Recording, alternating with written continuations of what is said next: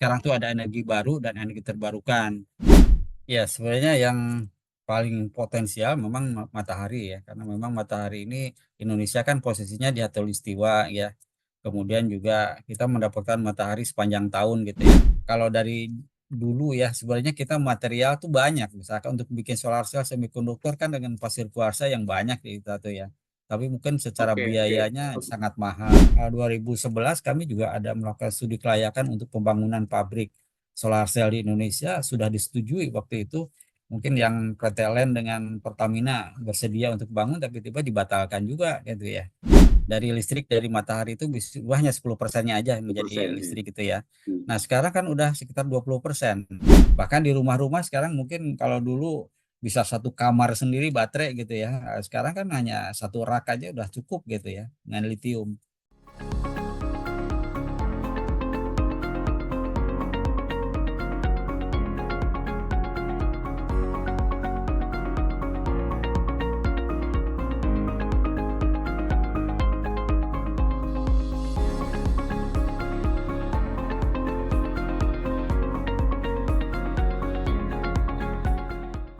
Selamat datang di podcast Cinta MIPA. Kali ini kita akan mengenal lebih dekat seorang tokoh yang telah berdedikasi dalam penelitian di bidang energi terbarukan dan hidrogen. Mari kita sambut Dr. Ing Dr. Andes O.O. Abdul Rashid MSc, seorang lulusan fisika yang kini berkarir sebagai peneliti utama di Badan Riset dan Inovasi Nasional atau BRIN. Dr. O.O. Abdul Rashid atau yang akrab dipanggil Kang O.O. meraih gelar sarjana fisika dari Universitas Padjadjaran Bandung pada tahun 1990. Beliau melanjutkan pendidikan ke jenjang magister di bidang energi terbarukan di CVO University of Oldenburg, Jerman pada tahun 1996. Tidak berhenti sampai di situ, pada tahun 2006 beliau menyelesaikan program Dr. Ing di OVG University of Magdeburg, Jerman dengan fokus penelitian pada energi hidrogen. Dengan pengalaman lebih dari 30 tahun, Kang O.O. memulai karirnya sebagai Principal Engineer di Badan Pengkajian dan Penerapan Teknologi atau BPPT sejak tahun 1991 hingga 2021. Setelah itu, beliau melanjutkan kontribusinya di bidang riset sebagai Principal Engineer di BRIN mulai tahun 2021 hingga sekarang. Selain menjadi peneliti di BRIN, Kang O.O. juga aktif di dunia akademis sebagai dosen di berbagai universitas, seperti Universitas Ibnu Khaldun Bogor dan Institute of Science and Technology Nasional atau ISTN Jakarta. Dedikasinya dalam pendidikan dan riset membawa banyak manfaat bagi perkembangan ilmu pengetahuan dan teknologi di Indonesia, khususnya di bidang energi terbarukan dan teknologi hidrogen. Kang O.O. adalah contoh nyata seorang peneliti yang berkomitmen tinggi untuk kemajuan ilmu pengetahuan dan teknologi di Indonesia. Dari energi terbarukan hingga hidrogen, beliau terus memberikan kontribusi yang berarti bagi masa depan yang lebih hijau dan berkelanjutan. Mari kita ikuti diskusi menarik ini dalam podcast Cinta MIPA episode 33 dengan judul Fisika dan Masa Depan Energi. Akan teteh alumni MIPA yang saya cintai dan saya banggakan. Alhamdulillah pada malam hari ini kita berjumpa kembali di acara podcast Cinta MIPA, cerita interaktif alumni Fakultas MIPA Unpad. Dan malam ini nggak terasa sudah memasuki episode ke-33. Alhamdulillah, sudah lumayan ya. Ke-33 dan alhamdulillah pada malam ini tamu kita adalah seorang peneliti dari BRIN, Bapak Dr. Engineering Dr. Andes O. Abdul Rashid MSc. Apa kabar Kang O? Ya dipanggilnya Kang O aja. Kang O aja. Ya, terima kasih. Baik. Kang O, Kang O dulu kuliah tahun berapa kan di Unpad? Nah, Boleh saya cerita. ya saya masuk Unpad dulu tahun uh, 1985. Ya, sudah. hampir berapa, 35 tahun lebih. Waktu itu MIPA udah di Jatinangor belum? 85. Saya masih di Dago 4, masih Oh, di Dago 4 ya. di Dago 4 ya. Oh. Ke bagian terakhir mungkin pas sidang aja, sidang tahun 90 ya, 90 ke Jatinangor, tapi baru ada apa berapa 4 fakultas waktu itu ya. Jadi baru ada MIPA, peternakan, pertanian. Ya. Jadi belum banyak dulu, masih masih kosong lah waktu itu. Jadi full kuliah di Dago 4 ya. Iya, Dago 4 dulu. Ospeknya di Dago 4 juga dulu. Iya betul, Dago 4. Cuman ospeknya kebetulan di Serpong juga di sini. Oh, Lapangannya di Serpong. oh di Serpong. Ya dulu dulu ada, dulu kan ospeknya ospek lapangannya, ke Oh, lapangannya ke Serpong. Ya iya, biasalah. iya. Zaman dulu kan ada suka ada penggojolokan kayak gitu ya. Kebagiannya di Serpong dulu. Mungkin ospek jurusan kali ya. Jurusan, oh iya betul, jurusan. Kalau Iya kak, ospek ospek fakultas fakultas atau di itu Dago. didapat ukur, dipati ukur. Oh, di Pati Nah, Ukur. semua dipati ukur. 84 kayak gimana tuh suasana dulu? Wah, Muridnya banyak enak nggak lah. perangkatan tuh? Nah, kalau angkatannya memang sedikit ya. Dulu masuk 15 kali ya. 15 keluar mungkin 10 atau 12 gitu ya yang sampai Hanya selesai gitu. 15 orang seangkatan kan? Ah, awalnya sorry, awalnya mungkin sekitar 20-an, sorry dua Oh, dua puluhan terus puluh akhirnya berkurang berkurang kan, ya akhirnya mungkin yang lulus sekitar 12-an barangkali ya. Karena memang kan dulu rata-rata kan mungkin semua sama lah, mungkin masuk tuh pilihan kedua, jadi tahun kedua pada pindah gitu. Tapi saya setia, memang saya di fisika ya, masuk fisika ya sudah terapres fisika. Dosen favoritnya siapa dulu kan? Wah, dulu ada Pak Komarudin ya, mungkin dosen favorit itu dulu ada ya, senior senior dulu kan ada Pak ini Pak Hmm. apa, Sekarang kolega atau teman ada yang ngajar di fisika? woi banyak banyak sekarang, justru setelah zaman saya kan nggak ada yang minat jadi dosen. Begitu Hmm. angkatan 90-an banyak yang jadi dosen. Zaman saya Hmm. mungkin banyak di luar jadinya ya. Zaman saya tuh begitu lulus tuh langsung mencar dari Bandung gitu ya. Tapi ya sekarang tahun 90-an tuh banyak yang jadi dosen dan memang mungkin proses rekrutmennya lebih bagus. Kalau zaman saya kan dulu mungkin rekrutmennya agak susah ya, dulu PNS-nya gitu ya. Jadi banyak yang eh, jadi asistennya lama banget gitu ya. Eh, Oh, Akhirnya mungkin pada beasiswa. keluar Nah, juga pada akhirnya gitu. Tapi angkatan sekarang kan langsung CPNS ya, jadi untuk jadi dosen itu lebih cepat gitu barangkali. iya. Jadi Akang lulus tahun 90-an ya, 90. 90 ya, tahun 90 ya. Kemudian langsung ngelamar ke BRIN gitu atau Iya, kerja langsung dulu diterima dulu di situ? dulu namanya BPPT dulu, PPPT ya. Badan Pengkajian Penerapan Teknologi. Ya saya masuk Januari 91 memang. Jadi saya Oh, mhm. lulus 90 itu, wisuda tahun September, kemudian melamar lah biasa. Saya melamar sih dari dulu sidangnya kan sekitar Juli ya, Juli 90, wisuda pokoknya September ya. Jadi saya sudah melamar-lamar ya.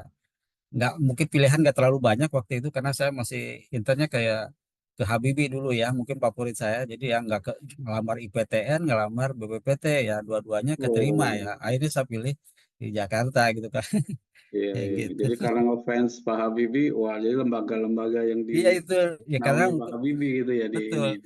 betul Hmm, karena alumni mungkin dulu banyaknya ya, mungkin saya tidak terlalu apa namanya, kurang tahu informasi ya. Kebetulan saya tinggal di asrama dulu, di asrama di Sekolwa, jadi alumni banyak di situ yang di mana-mana. Jadi saya langsung ngelamar ke tempat yang alumni gitu ya, ada di mana ya, hmm. saya ngelamar ke situ. Dan Oh, alhamdulillah, jadi kayaknya prosesnya mungkin waktu itu nggak terlalu lama ya. Mungkin saya melamar bulan September, Oktober, November langsung diumumkan Januari suruh masuk gitu kan. iya, iya. Udah, jadi nggak kemana-mana lagi jadi sampai sekarang Hmm. Nah, dari awal sudah di BPPT ya zaman ya. itu. Mhm. Eh, BPPT waktu itu kan kantor pusatnya kalau nggak salah di Tamrin ya. Betul betul itu Hmm. Amrin ya. Akang ke Tamrin dulu atau langsung ke BPPT yang dibangun di Serpong? Ditamrin dulu di awal ya. Di awal semua Tamrin dulu. saya dulu ya, kan gedungnya dulu cuma satu Tamrin tuh, Tamrin 8, jadi semua di situ. Nah, tapi memang sudah ada lab. Nah, cuman waktu itu kebetulan di Labnya di mana? Direktorat Di Serpong atau Serpong, di Ipusfitek itu di ya. Puspitek. Dulu dulu namanya masih Laboratorium Sumber Daya Energi. Jadi memang di Tamrin itu dulu di bagian Direktorat satu dibagi dua, satu di bagian makro dan mikro. Kalau yang makro kan lebih ke kebijakan energi ya di Tamrin ya, kajian-kajian policy. Kemudian kalau saya langsung di lab teknis gitu ya. Jadi Hmm. makanya saya pilih di lab lah. Makanya kebetulan saya mungkin dari kampung ya lebih suka di kampung gitu. Di Jakarta mungkin terlalu panas dan banyak nyamuk, saya nggak suka di waktu itu. Iya, iya. Kan sebelum ngobrolin soal karir, waktu di kampus itu akan selain kuliah gitu aktif juga di himpunan apa di apa senat atau di apa zaman itu mas zaman 84 apa namanya? Iya, kayaknya enggak, saya enggak aktif. Oh, ya, jadi fokus kuliah aja Tapi gitu ya. tapi memang di awal-awal ya paling di pengajian-pengajian di awal-awal ya misalnya Oh gitu di, ya. di himpunan kan dulu memang di himpunan terutama tapi di himpunan fisika ya himpunan fisika tuh aktif Iya. di himpunan dulu kan memang kalau nggak di Salman ya di kampus Unpad gitu ya. Ya jadi memang dulu kan kita belum ada HP ya jadi memang mainannya ke perpustakaan Oh sana iya. kemari ya. Nah, itu ya Perpustakaan. awal-awal ya. Tapi memang eh, saya memang tidak aktif di organisasi memang dari dulu. Nah, Oke, tapi jadi memang mungkin saya lebih banyak yaitu eh, ya memang mungkin cocok jadi peneliti gitu. Iya, iya. tapi memang ya itu sisi sisi jeleknya mungkin saya kan memang juga sambil ngajar ke sana kemari gitu ya. Itu mungkin juga untuk cari ya Bagus untuk atau biaya kan hidup kalau ya. ngajar mah bukan jelek atau Iya maksudnya jarang ngajar di kampus nggak aktif tetapi ya memang aktif keluar ngajar kan. jadinya. Ya saya Iya, iya, memang ya sama aja aktif di luar nggak ngajar. aktif di Kan, luar nggak. Gibran, waktu awal masuk di BRIN itu di divisi apa, Pak? Ya Direktorat Teknologi Energi namanya dulu. Direktur Teknologi. Tapi saya ditempatkan di Laboratorium Sumber Daya Energi dulu LSDE namanya tuh. Itu Hmm. laboratorium ya mungkin dulu di Serpong ini kan zaman Habibie ya semua lab diciptakan untuk mendukung apa namanya teknologi ya. Dulu kan Gitu. IPTN ada labnya juga di Serpong misalkan untuk laut ada juga. Nah, kalau lab kami itu energi benar-benar tidak ada pasarnya ya, tidak. Kalau dulu IPTN kan ada LUK ya pengujian. Kalau lab saya tuh memang tidak ada industrinya ya, tapi ada labnya. Nah, disitulah mulai eh, saya memang lebih menguruskan tentang energi terbarukan dan juga konservasi Bukannya energi. industrinya justru industri energi, Kang, Pertamina apa gitu kan? Enggak juga, PLN ya atau memang. eh, jadi memang dulu di LSD juga memang dibagi-bagi juga ada yang energi LSD itu apa? fosil, Lembaga laboratorium sebenarnya laboratorium sumber daya energi. sumber daya energi. Nah, di situ Oh iya, memang iya. dibagi ada yang energi fosil, ada energi terbarukan, ada konservasi energi. Nah, saya sebenarnya di dua, ada di energi terbarukan dan konservasi. Nah, kalau saya memang berhubungan dengan bagaimana melakukan konservasi energi di industri, bangunan komersial, ya tahun-tahun segitu kan masih boros lah industri-industri ya. Atau Misalnya bangun, apa?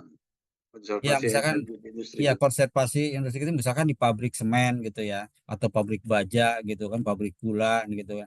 Kita mengevaluasi pemakaian energinya. Jadi misalkan untuk memproduksi suatu gula itu berapa kebutuhan energi yang diperlukannya. Nah, kemudian nanti kita bandingkan apakah dia termasuk hemat atau tidak. Ya, kita melakukan penghematan lah. Intinya mengurangi biaya operasional.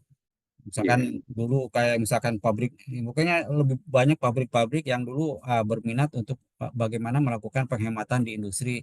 Misalkan saya lebih banyak ke kelistrikan sebenarnya. Misalkan bagaimana menghemat eh, penghematan listrik ya di industri. Misalkan pabrik baja. Pabrik baja tuh Krakatau Steel misalkan itu sekali lebur baja tuh kan berapa megawatt hour yang dipakai gitu ya. Nah, Iya. kalau kita bisa melakukan penghematan 1% aja atau 10% berapa penghematan biaya listriknya yang bisa diterima gitu ya. Nah, itu biasanya salah satunya menerapkan teknologi atau ya misalkan dari manajemen energi itu bisa dilakukan. Pabrik semen, pabrik baja, banyak lah dulu ya. Iya. Wah, ini ya apa sebetulnya sangat membantu industri lah Ya, apa namanya terutama di hemat kelistrikan memang dan ini ya apa bahan bakar lah ya kalau Ya, di ya. kan dari dulu sampai sekarang itu masalah upaya penghematan energi Mhm. eh, dan energi yang ramah lingkungan tuh selalu menjadi isu gitu ya. Iya betul. Selalu menjadi isu tuh persisnya itu memang soal energi soal masalah itu sejak kapan sih munculnya tuh? Kayaknya dulu kan nggak terlalu apa ya, nggak terlalu ngeh, tapi sekarang tuh selalu disebut sampai di debat capres kemarin juga kan, Iya iya, gitu ya. Nah, betul. Ya memang, sebenarnya kalau dari kami memang awal kan sudah mulanya lama tuh gimana sih kan? ya, Mungkin bisa cerita. iya, awal mulanya kan memang ya semua mungkin paham lah dengan apa, masalah, iklim ya, kemudian juga masalah, fosil ya. Dampak penggunaan fosil kan semua sudah tahu lah, selain fosilnya juga akan habis gitu ya. Kemudian juga dampak lingkungan ditambahkan oleh fosil itu kan udah cukup signifikan. Nah, memang harus mencari solusi alternatif bagaimana mengurangi penggunaan fosil, mengurangi polusi, mengurangi dampak lingkungan lah gitu ya. Nah, salah satunya kan kita harus menghemat lah penggunaan fosil energi ya. Dan dengan penghematan itu kan istilahnya mengurangi rugi-rugi atau pemborosan. Ya kalau misalkan memproduksi ya dengan boros kan berarti kan energi terbuang, banyak terbuang ya, gitu ya. Nah kalau dengan penggunaan energi terbarukan kan menggantikan energi fosil. Nah energi terbarukan kan sifatnya dia bersih ya, ramah lingkungan. Di samping juga memang sustainable sehingga diharapkan bisa menggantikan fosil, menurunkan emisi gitu ya. Nah itu ide muncul. Makanya dulu kan mungkin tahun 2014-an ya kita kan dibentuk EBTKE ya, Dirjen Energi Terbarukan. Nah, mungkin awalnya dulu apa di Kementerian Energi itu kan dulu hanya di JK apa dulu LPE ya, lembaga, kemudian dibentuklah zaman SBY kalau tidak salah, zaman SBY dibentuklah Iya, iya, iya. EBTKE. Nah, Mhm. itulah dari situ kan kebijakan energi nasional muncul gitu ya. Iya, Kebijakan energi nasional, sorry, tahun 2006, sorry, maaf, maaf, 2006 awalnya ya, itu iya. nomor tahun 2006 itu pembentukan EBTKE, kemudian itulah ada kebijakan energi nasional muncul, target energi nasional harus berapa persen pada tahun 2025, 2050. Kemudian pada zaman SBY dirubah permennya jadi nomor 79 2014. Nah, itu juga menguatkan sebenarnya bahwa harus beralih, harus ada meningkatkan kontribusi bauran energi nasional. Maksudnya bauran energi nasional itu artinya kalau dulu katakanlah kan kita hanya berbasis fosil ya. Jadi penggunaan energi itu kan hanya batu bara, minyak dan gas gitu ya. Dengan mungkin sampai sekarang pun masih di atas 90% kan sebenarnya. Ya kalau dulu mungkin 100%, nah dengan menambahkan renewable berarti ada kontribusi dari energi terbarukan berapa persen. Nah target misalkan 25% kan berarti 25% itu dari energi terbarukan. Nah 70% itu dari fosil. Nah, jadi bertahap mengurangi penggunaan fosil dengan menambah energi terbarukan atau menambah juga istilahnya sekarang tuh ada energi baru dan energi terbarukan. Kalau energi terbarukan tuh memang Bedanya benar-benar apa tuh? Energi baru dan energi terbarukan. iya, iya. Jadi kalau energi baru itu sebenarnya energinya lama seperti batu bara, cuman teknologinya baru. Misalkan kalau dulu Oh, kan batu bara dibakar aja langsung gitu ya. iya, iya. Tapi kan polusinya besar. Nah, sekarang dengan teknologi energi baru ini, misalkan batu baranya dicairkan atau digaskan, kan dia lebih ramah lingkungan gitu ya, padat energi. Nah, sekarang kalau yang terbarukan tuh benar-benar yang memang yang bisa daur ulang ya, jadi tidak habis ya, sustainable seperti misalkan matahari gitu ya, air, angin, biomasa itu energi terbarukan. Nah, ini yang Kalau selama kan dari tahun 90 ya hmm, mendalami tentang ya, energi terbarukan gitu.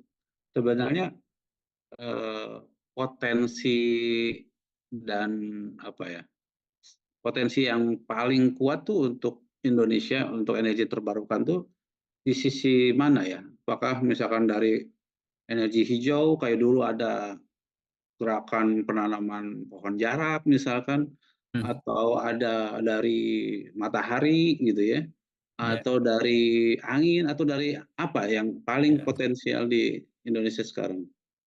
Ya, sebenarnya yang paling potensial memang matahari ya, karena memang matahari ini Indonesia kan posisinya di khatulistiwa ya.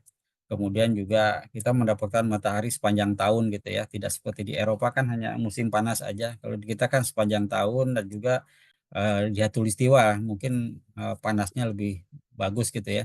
Tapi memang teknologinya agak terlambat ya. Kemudian sebenarnya yang kedua tuh biomasa sebenarnya. Kita tuh kan di daerah khatulistiwa kan semua tumbuhan tumbuh dengan mudah gitu ya. Biomasa itu kan bisa dari tumbuhan, bisa dari hewan gitu ya, bisa mengkonversi dari limbah, limbah pertanian, bisa limbah dari kayu, bisa diubah menjadi biomasa yang bisa menjadi energi ya.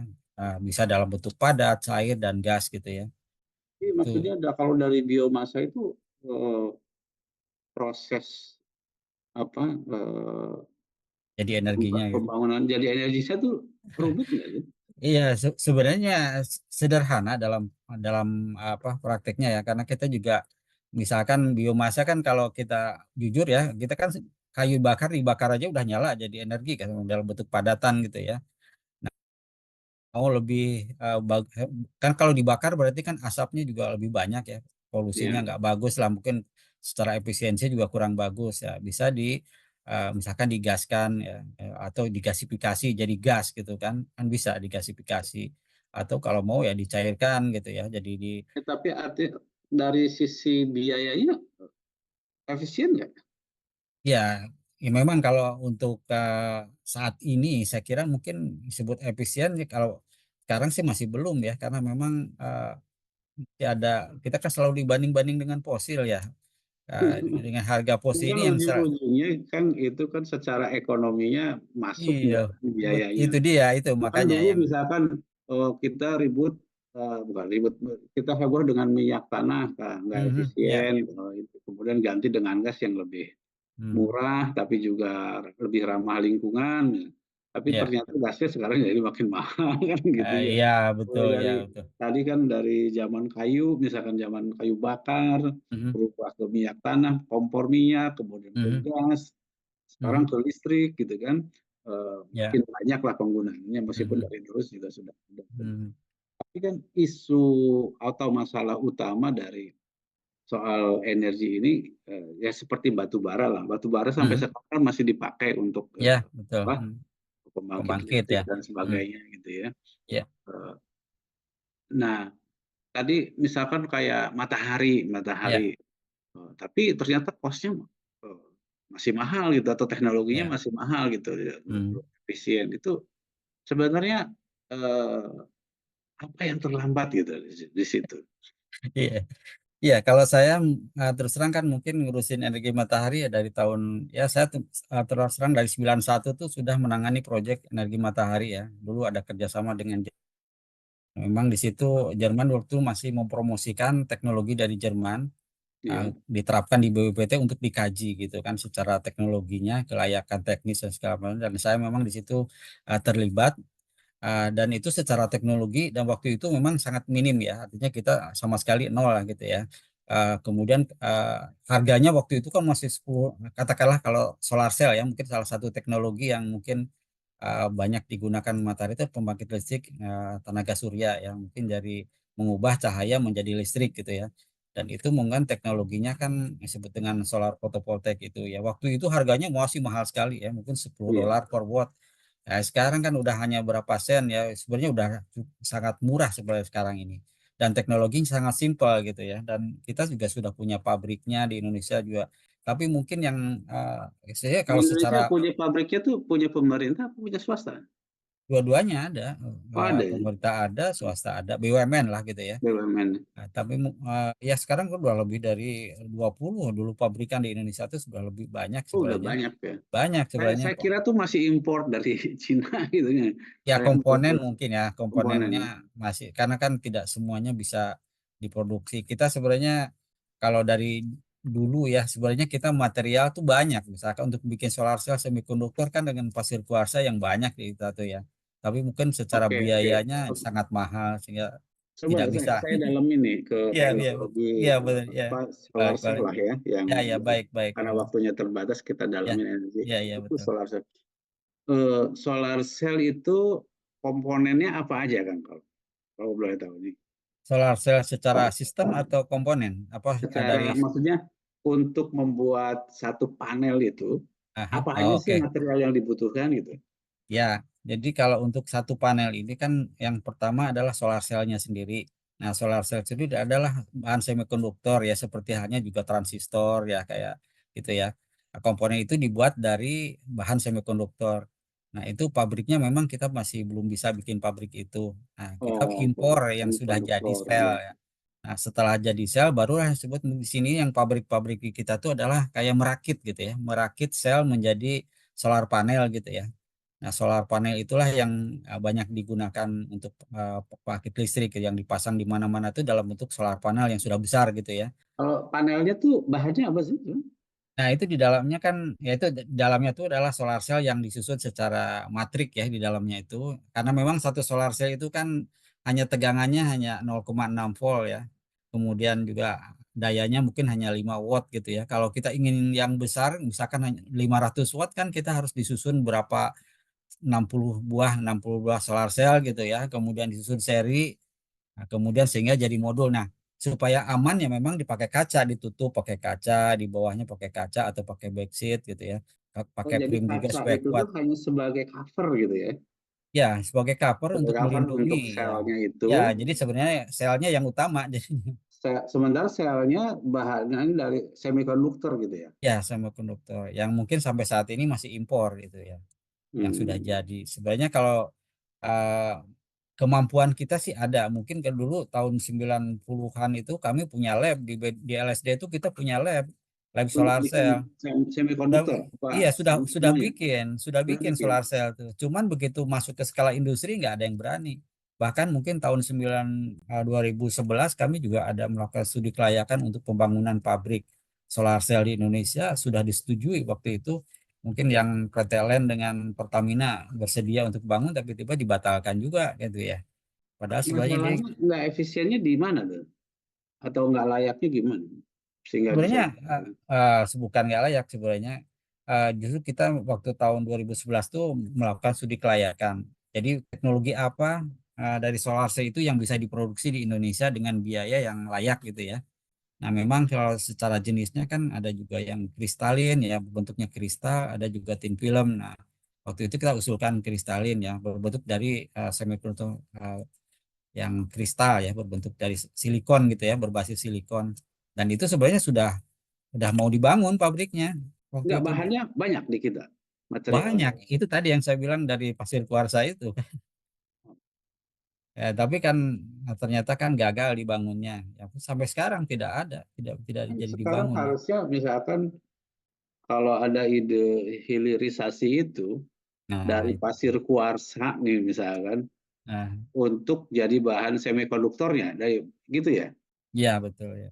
Nah, Jadi, kenapa kalau diusulkan lagi gitu ya, ya daripada ribut-ribut yang merusak apa sorry. lingkungan di Iya sana, betul ya nikel bisa atau apa, ini pasir kuarsa kan banyak. Dulu banyak saya betul. malah dengar pasir kuarsanya malah diekspor ke Cina. Itu dia. Ya dari sana jadi intinya sih sebenarnya untuk membuat solar cell tuh memang tahapannya itu ya pertama kan pasir kuasa itu dicairkan lah seperti menjadi silicon grade ya. Jadi Hmm, apa silicon grade itu seperti halnya peleburan baja gitu kan dileburkan oke. dicairkan menjadi satu silikon. Nah, jadi nanti setelah itu kan udah jadi silikon base tuh jadi bikin wafer dipotong-potong gitu ya. Setelah dipotong-potong badilah solar cell gitu. Jadi ada istilahnya mungkin kalau dari pabrikannya itu tahapannya tuh jadi memang dalam produksi itu pabrik pabrik silikon grade dulu pabrik silikon grade seperti Gitu. peleburan pasir kuarsa menjadi silikon kemudian dari silikon membuat wafer ada pabrik lagi dari pabrik Hmm. silikon wafer baru solar cell nah baru solar cell baru pabrik modul sebenarnya tahapan-tahapan itu tuh sebenarnya sudah teknologinya sudah kuno ya dari zaman dulu sudah ada Oh, cuman iya, mungkin iya. kalau secara kebutuhan energi ya kalau misalkan Indonesia ini waktu itu mungkin berpikir kebutuhannya belum banyak kalau kita membuat pabrik solar cell atau pabrik silikon kayaknya mungkin biayanya terlalu mahal energinya terlalu mahal gitu sehingga akhirnya tuh tidak akan terserap. Nah, tapi kalau lihat dari potensi sebenarnya Indonesia kan cukup banyak gitu ya Tapi mungkin lama-lama ya Iya, itu iya kan. Ini kan susah. punten. Ya. Saya tuh punya apalah teman lah gitu ya. Mhm. Sebetulnya untuk daerah-daerah yang di timur, NTT, Ya. kemudian Maluku Mhm. Selatan, kemudian Mhm. itu sebenarnya beberapa kali dia tuh mengerjakan proyek eh, yang menggunakan solar cell. Mhm. Ya. Misalkan untuk penerangan jalan. Kenapa? Karena di Ya. sana PLN susah, terbatas Ya. gitu. Betul ya. Ya. Sehingga eh, besar itu ininya. Akhirnya karena nggak ada materialnya dari mana saya bilang gitu, saya tanya gitu, import semua. Itu dari puluhan kabupaten misalnya di NTT, NTB, di Maluku, di daerah-daerah inilah ya, yang Ya. PLN masih belum eh, mampu menjangkau gitu kabupaten-kabupaten tertentu, mestinya itu jadi apa namanya lahan yang besar gitu Ya. untuk Ya. mulai dari tadi hilirisasi dari pasir kuasa menjadi silikon, silikon Mhm. menjadi solar cell, Mhm. kemudian pemasangannya gitu ya. Ya. Ya. Eh, Kembali ke tadi saya dalamin lagi. Kalau dari sisi teknologi katanya kan udah kuno. Mhm. Apakah sudah ada misalkan, kan tadi misalkan kalau 5 watt, kemudian kalau pengen 500 watt kita harus nyusun sampai 100 Mhm. nih. Mhm. Sekarang ada nggak sih yang bisa dilipat gandakan gitu kan teknologi baterai juga udah Ya. Betul. berkembang gitu. Kalau saya yakin itu teknologinya juga pasti berkembang. Ya. Betul. Iya, betul. Jadi memang sekarang sudah kalau dulu kan mungkin kalau kita bicara istilahnya efisiensi ya. Mungkin kalau dulu efisiensi kan di bawah 10% ya. Tahun 91 saya masih punya solar cell 10% aja efisiensinya. Artinya dari listrik dari matahari itu bisa hanya 10%-nya aja menjadi 10% ya. listrik gitu ya. Hmm. Nah, sekarang kan udah sekitar 20%. Jadi meningkatnya sudah cukup tinggi Itu sebenarnya. teknologi yang kita punya apa Ya, di masih juga teknologi yang sama, yang teknologi yang sama? sama. Hanya mungkin bagaimana cara mengefisienkannya ya. Pertama kan dari segi apa namanya materialnya gitu ya. Dari pemilihan material. Jadi memang riset-riset tentang solar itu memang cukup besar. Ya kita dulu ada riset itu, tapi tiba-tiba mungkin sekarang udah hilang, tidak ada lagi. Nah, di luar negeri masih terus ya. Artinya bagaimana meningkatkan efisiensi dari solar cell dan menurunkan harga kan itu sebenarnya. Jadi Iya. kalau dulu mungkin solar cell tadi di daerah itu hanya 50 watt peak ya. Kalau sekarang kan kebetulan saya punya lab uji di sini kan nguji sampai 750 watt satu modul sekarang. Satu solar panel udah 750 watt. Dulu kan cuma 50 watt aja. Jadi Oh kalau iya. udah besar-besar sekarang. Dan mungkin kalau Satu dilihat solar, satu panel tuh berapa ukurannya? ukurannya ya memang kan ukurannya paling besar ini kan sekitar 1,2 kali 2,4 lah gitu ya sekarang. Jadi Pak itu untuk ukuran yang 700 watt ke atas ya. satu Ya, koma ya. dua kali 2,4 ya 2 meter 40 kali 1 meter 20 itu udah 700 watt itu. Nah, Iya, kalau iya. misalkan Maksudnya kalau untuk rumah-rumah nih, misal di Serpong ya, ya, katakanlah berarti kan 1,2 kali 2 itu kurang lebih luasnya sekitar eh, 3 meter lah ya, 3 meter ya, persegi gitu ya. eh, Nah, kalau ada rumah 90 meter persegi, katakanlah separuhnya 45 meter persegi, itu kan dibagi 3, berarti sekitar berapa berapa eh, ada 15 panel tuh kan. ya, ya, ya, 15 panel kali 750 watt. Berarti kan udah sangat mencukupi ya sebetulnya. cukup sebenarnya ya. Betul. Ya, sangat Ya, mencukupi untuk satu rumah bahkan bisa lebih kalau ya, 750 watt dikali 10 panel aja ya. iya, iya, 7.500 watt. iya. Berlebih itu kan ya. Iya. Jadi sebenarnya sekarang kan sebenarnya tinggal dari kebijakan pemerintah yang mungkin artinya kan sekarang orang sebenarnya dari dulu juga banyak tertarik masang PLTS. Jadi dari tahun dulu mungkin dari tahun 2000-an tuh ya. Memang kalau dulu saya mungkin tahun 90-an itu lebih ke daerah-daerah seperti yang Kang tadi ceritakan. Saya memang Hmm. sampai sekarang juga masih jalan ke daerah itu untuk melistriki di daerah terpencil gitu ya. Tapi tahun 2000-an itu melalui ke kota kan dulu. Karena dulu berpikir zaman Pak Harto tuh listrik masuk desa kan istilahnya tuh. Jadi Iya, iya. PLTS itu bisa masuk kemana-mana dan itu adalah program 1 megawatt PLTS itu juga jalan juga dulu ya. Cuman kan dalam 2000-an ini baru mau berpikir untuk pengembangan ya. Kalau hanya sekedar di daerah terpencil kan sebenarnya pertumbuhannya kurang gitu kan. Akhirnya kurang karena dan tergantung melirik. pemerintah lah ya. Iya, dan pemerintah makanya melirik ke kota, komersialisasi. Nah, sekarang banyaklah di atap-atap kan. Nah, sudah mulai program mungkin pertama-pertama dulu bantu di kementerian apa namanya yang gedung-gedung pemerintah lah gitu ya, mas sampai saya gitu ya. Dan ini sampai sekarang masih berlanjut ya. Cuman, nah kemudian sekarang ini kan dari mulai tahun 2015-an, 2016-an kan masyarakat bisa menggunakan juga kan dengan ada regulasi diperbolehkan. Oh, banyak itu minat sebenarnya. Rumah-rumah para pasang PLTS-nya itu bisa melakukan penghematan listrik. Nah, itu yang sebenarnya sudah banyak dilakukan sampai sekarang sebenarnya. Iya kan, kalau saya lihat di TV gitu ya, di media Hmm, iya itu ya, di IKN sendiri kan udah pasang tuh ya PLT betul ya. gitu. Mhm. Tapi kadang-kadang bukan kadang-kadang masyarakat tuh masih bertanya-tanya ini mahal apa enggak kan gitu Ah, ya. Nah iya, itu iya. kan gitu. Harus tanya ke yang ini, Ada yang ke yang tahu. ahlinya So, kan iya, gitu ya. iya. Soalnya kalau Tuh, berpikir kalau begitu, kita seorang bicara berpikir, ini kan ya, katakanlah tadi 10 panen mhm, pasang ya, mhm, eh, dapat 7.500 watt gitu ya. mhm, Itu kan sangat cukup lah untuk satu rumah. mhm, Nah, dibandingkan dengan kita bayar bulanan PLN dengan kita mhm, membeli panel sebetulnya kan mhm. lebih efisien kelihatannya ya. Iya, jadi memang kalau secara hitung-hitungan kita kan kalau kalau misalkan tidak pakai PLN, berarti kita harus pakai baterai otomatis. Jadi artinya energinya disimpan kemudian dipakai siang malam gitu ya. Nah itu biasanya biayanya ya sebenarnya sekarang udah transparan sih, artinya global lah. Jadi bahwa berapa rupiah per kWh-nya tuh atau Iya, berapa ya sudah ada. Misalkan 1 kW itu $1.000 misalkan 1.000 watt itu kurang lebih $1.000 gitu ya. Biaya investasinya gitu ya. iya, Nah, artinya itu tidak usah mikirin yang lainnya, hanya investasi aja kan. Terus mungkin iya, berlaku kan solar cell-nya sendiri sekitar 25 tahun gitu ya. Mungkin hanya selama operasi itu hanya ganti baterai, ya mungkin ganti baterai juga katakanlah 5 tahun sekali gitu ya. Secara ekonomis, hitungan secara investasi sebenarnya udah masuk bisa kembali lah gitu, kembali modal dalam waktu 7 sampai 10 tahun lah udah kembali modal sebenarnya. Nah, sekarang ini ya mungkin karena harga baterai mungkin kalau harga solar panel kan udah turunnya sudah luar biasa turunnya harganya. Tapi kalau harga baterai kan kayaknya masih bertahan ya. Jadi orang-orang nggak mau pakai jadi di panel baterai. itu ada unsur baterainya juga. Kalau yang tidak terhubung ke jaringan harus pakai baterai karena dia kan mataharinya siang hari aja.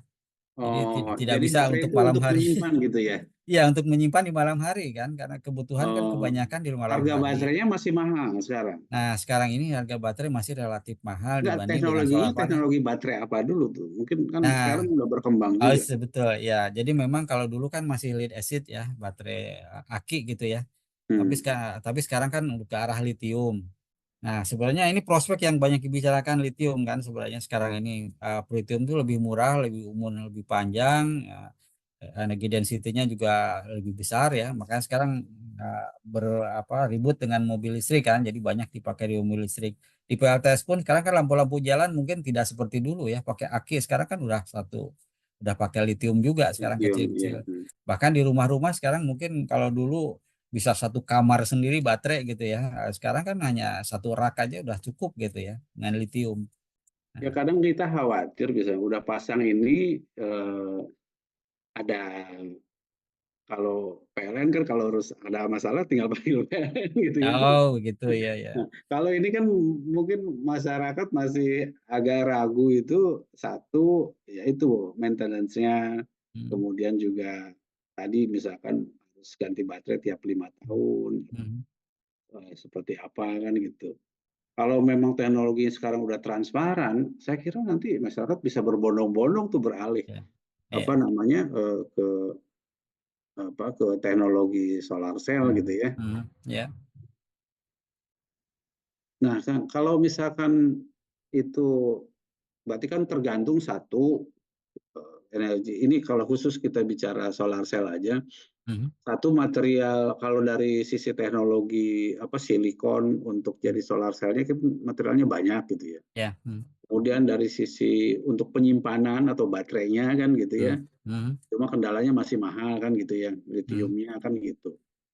Eh, Apalagi sebetulnya yang menjadi kendala sehingga tumbuhan dari apa penggunaan energi terbarukan khususnya solar cell ini agak agak agak lama gitu.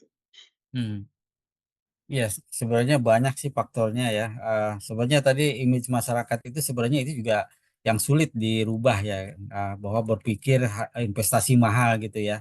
Ya itu juga sulit tersosialisasi karena kalau di dunia bisnis ya, mungkin kalau lihat di YouTube sekarang orang yang jualan PLTS itu udah sangat mudah sekali gitu. Iya. Jadi orang udah menawarkan ini satu paket udah tinggal bisa pasang sendiri gitu dengan harga sekian itu udah banyak gitu kan. Artinya tinggal pasang gitu ya. Begitu mudahnya seperti halnya beli barang elektronik di toko pasang sendiri pun bisa sekarang gitu ya. Iya. Nah, kalau tadi kekhawatiran masalah operasional sebenarnya dibandingkan dengan pembangkit lain kayaknya PLTS itu paling mudah. Tidak ada yang komunitas apa, tidak ada yang bergerak gitu ya, tidak seperti diesel kan berputar segala macam. Ini kan nggak ada sebenarnya. Jadi solar panel sendiri udah mengeluarkan listrik gitu tanpa diapa-apakan. Nah, bagaimana sekarang listrik yang sudah dihasilkan itu disimpan di baterai, kemudian bisa digunakan gitu ya. Nah, kalau sebenarnya tidak ada yang sulit kalau apa namanya secara teknis gitu ya. Tapi image masyarakatnya itu kadang masih susah. Nah, terus yang kedua sebenarnya juga mungkin karena barang ini mungkin belum dijual secara bebas ya. Artinya memang sekarang sih udah mulai bebas ya. Kalau di Tokopedia atau di mana sekarang tinggal klik aja banyak sekarang beli Iya. PLTS gitu ya. Sudah bisa bisa satu paket atau beli komponen sudah bisa. Nah, bahkan mungkin sekarang produk dari luar negeri pun bisa diakses kan dengan mudah gitu ya kalau dari online gitu ya. Kalau zaman dulu kan sulit gitu ya. Jadi ya kemudian itu yang sebenarnya apa namanya untuk instalasi juga tidak ada yang sulit sebenarnya. Bahkan Iya. mungkin kalau apa masyarakat sekarang kalau saya lihat di YouTube itu orang-orang awam pun udah bisa pasang sendiri gitu ya. Iya. Iya. Nah, cuman mungkin yang lain itu yang masalah kebijakan ini, kebijakan ini orang yang pada takut ya karena masalah listrik ya. Jadi biasanya kan orang Kebijakan takut. seperti apa kan yang bikin takut? Ya sebenarnya kan sekarang kalau namanya listrik itu kan berbahaya mungkin kalau bagi orang yang tidak ahli, misalnya cara pasang gitu ya. Iya. Nah, jadi kan kalau misalkan salah masang kan bisa menimbulkan kecelakaan sehingga kan ada aturan harus ada SLO, ada pengujian gitu ya, harus ada izin gitu kan. Nah, itu yang mungkin orang pada malas gitu kan. Nah, apalagi kalau di rumah ini dihubungkan dengan PLN gitu kan. Makanya sekarang kan sebenarnya udah ada aturan-aturan yang mempermudah dan juga untuk mengatur supaya aman gitu ya. Tapi ya Itu memang izinnya emang harus dari PLN ya kalau pasang solar panel atau dari mana? Kalau sekarang yang jadi istilahnya sekarang kan memang ada Kalau permen untuk yang maksudnya kita bagi dua, kalau untuk industri dari mana, kalau untuk rumah tangga dari mana? ya sebenarnya sama melalui aturan yang sama. Jadi artinya diperbolehkan masyarakat boleh masang PLTS, tapi memang harus ngurus izin dulu gitu kan perizinan. Kalau rumah sih sebenarnya tinggal istilahnya lapor aja ke Kementerian SDM gitu ya. Kemudian nanti ada diizinkan baru boleh membangun. Nah, kalau membangunnya memang disarankan oleh tenaga ahli gitu ya. Kalau memang bisa ya bisa kerjakan sendiri. Yang penting nanti kalau misalkan ada harus kalau yang di rumah itu lebih sederhana sebenarnya kan. Kalau yang Iya. sebut SLO ya, atau sertifikat layak operasi itu biasanya untuk yang perusahaan-perusahaan ya untuk yang besar gitu ya. Kalau untuk rumah itu cukup dengan sertifikat dari komponennya, sertifikat hasil uji dilampirkan ya mungkin itu cukup gitu ya. Dan mungkin di situ nah sekarang aturan ya. Kalau aturan yang dulu itu kan memang kalau yang terhubung ke PLN gitu ya. Jadi listrik dari PLTS itu bisa ekspor impor gitu ya. Mungkin Iya. pada saat kita berlebih ya listriknya bisa masuk ke jaringan. Kemudian kalau kurang ya pasti dari PLN gitu ya. Nah di situ mungkin yang diambil adalah hanya penghematan aja. Misalkan pada siang hari kita bisa full dari PLTS gitu ya. Malam hari dari PLN. Jadi lumayan kan berapa jam bisa menghemat gitu ya. Nah itu biaya kan bisa penghematan biaya. Nah memang aturan itu yang diatur itu sekarang ini ya. Aturan dulu kan memang dibatasi apa namanya bisa dibeli listriknya oleh PLN. Jadi kalau dia kita ekspor ke PLN nanti akan dibeli. listrik yang Itu masuk. udah real apa hanya wacana? Udah real dari Real ya? tahun 2012 tuh udah Hmm. real, 2016 sudah ada. Cuman kan Hmm. tiap tahun berubah terus ya. Kalau sekarang malah tidak dibeli malah. Jadi Nah itu 2024 maksud ini saya. tidak dibeli. Jadi tapi kita hanya mengambil penghematannya aja. Jadi Ya, ya. penghemat. Kalau dulu kita bisa menghemat, bisa dibeli listriknya. Jadi artinya kalau rumah gitu ya, misalkan siang hari lagi kosong ada ekspor, nah itu diakumulasikan 1 bulan. Oh, Anda bisa menabung sekian, nanti pengurangan biaya gitu. Nah, kalau sekarang mungkin hanya langsung aja penghematan langsung sekarang. Jadi kalau Baik, siang hari baik. berapa watt itu yang Hmm. dimanfaatkan seperti Kan itu. tadi kita udah fokus ke mikro ya, sampai ke Mhm. teknologi Ya. apa Mhm. namanya tentang solar cell gitu ya. Ya, ya. Mhm. Kita tarik lagi ke makronya nih kan, ke Mhm. apa tadi Ya, namanya tentang energi terbarukannya. ya. Eh, Kan kalau saya perhatikan pemerintah itu kan ada target-target, misalkan Mhm. biodiesel 30%, biodiesel sekian persen gitu ya. Mhm. Itu tuh memang karena kan memang kaitannya dengan apa namanya termasuk juga ke subsidi BBM gitu ya. Ya, ya, betul. Mhm. Nah, itu kalau yang dilakukan di BRIN gitu ya Mhm. untuk menunjang itu sejauh mana dan apa aja gitu kalau boleh tahu. Ya, sebenarnya kalau yang kebijakan tuh lebih banyak di Kementerian SDM ya, khususnya sekarang di Direktorat Energi Baru dan Terbarukan. Jadi Hmm. kami memang mendukung apa namanya mensupport lah apa namanya di regulasi tersebut ya. Misalkan salah satunya ada kebijakan bagaimana meningkatkan kontribusi renewable energi ke dalam eh, energi nasional misalkan itu kan ada katakanlah target dari bauran energi nasional itu 23% pada tahun 2025. Dan sumbernya apa saja kan itu dari matahari, dari air, angin. Nah, jadi memang BRIN terlibat di dalam pengkajian apa namanya teknologinya, kemudian juga dari SDM-nya misalkan gitu ya. Termasuk juga dari apa namanya apa namanya bantuan secara regulasi ya, kajian teknologi regulasi gitu ya. Dan itu sebenarnya eh, kalau lihat dari pertumbuhan sekarang sebenarnya sudah cukup besar ya. Mungkin Bapak pernah lihat Sekarang mungkin. udah sampai belum kan? Kan tahun depan 2025 Oh nih. iya, ya sekarang masih jauh. Jadi sekarang itu kalau tidak salah kan baru sekitar berapa? Sekitar 10-an lah, kurang lebih 10% ya. Belum separuhnya ya. Iya, masih masih cukup jauh. 25% Iya dong. baru Itu mencapai 10-11% itu gitu. itu dulu mungkin dulunya targetnya terlalu besar ya, Kalau tapi emisi memang besar. tapi memang itu yang kenyataan ya sekarang mungkin banyak dibahas, ramai dibicarakan kita tuh kayak semacam suatu ya targetnya sebenarnya dari awal tuh kita optimis ya mungkin tahun 2006 kita optimis dulu bahkan 25% dulu tahun Hmm. 2006 itu target 25 pada tahun Itu dari 2025. tahun berapa kan target itu? 2006 Dari 2006 2006 sampai tahun 2025 yang itu setahun udah. lagi ini tahun depan. Enggak, ya itulah mungkin kita itu tadi ambisinya terlalu mungkin Iya, awal iya. kita sangat ini Yang tapi kontribusi terbesar apa?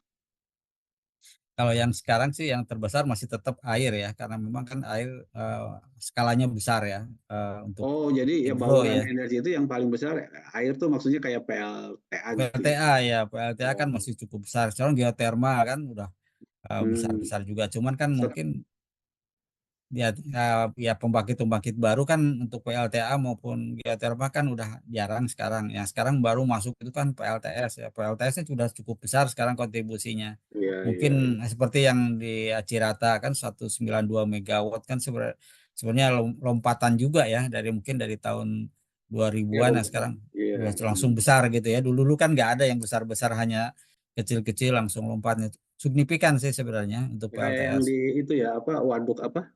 Cirata ya. Jatiluhur ya. Cirata apa Jatiluhur? Cirata, Cirata ya. Cirata Pak ya. Hmm. Itu berapa megawatt tuh? Itu 192 ya, 192 megawatt. Jadi Oh. 192.000 watt gitu. Kayak Cukup kadang besar saya suka sebenarnya. ini ya, Indonesia tuh paling seneng dulu Kemenkes Indonesia Sehat tahun 2020. Hmm. Semangat gitu ya. Kemudian kita energi terbarukan target 2025 25% gitu ya. Iya, iya, betul. Eh, apa ya, kadang-kadang mungkin perlu dievaluasi lagi nih. Kalau aku, padahal sebenarnya potensi di solar cell sangat besar menurut Besar, saya. sebenarnya sangat Besar ya. besar. Karena Aduh, tadi dia, sayang sekali kan ini waktunya tinggal oh, 11 menit, 10. Mungkin kita buka dulu tanya jawab. oh, ya, ya, ya, baik, Yang silakan ya. menyimak, Mhm. silakan Akang Teteh kalau yang ingin bertanya langsung ke Prof. O. Mangga, silakan dibuka pertanyaan. Tahun 91 kita bahkan sebelum 91 sudah punya lab solar cell sebenarnya.